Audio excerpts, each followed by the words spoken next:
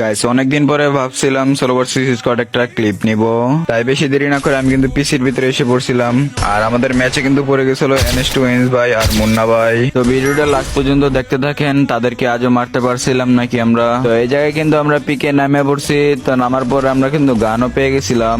তো এইখানে কিন্তু আমি লুট করতেছিলাম আর পিছন থেকে একটা এনিমি কিন্তু আমার মারার জন্য চেষ্টা করতেছিল। তো তাকে কিভাবে মারলাম দেখতে থাকো।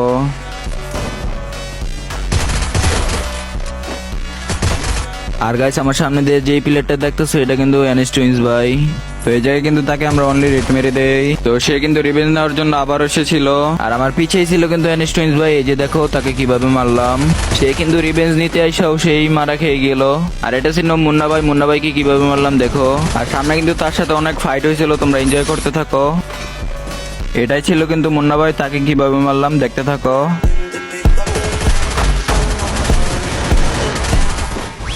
Toda joga puxa,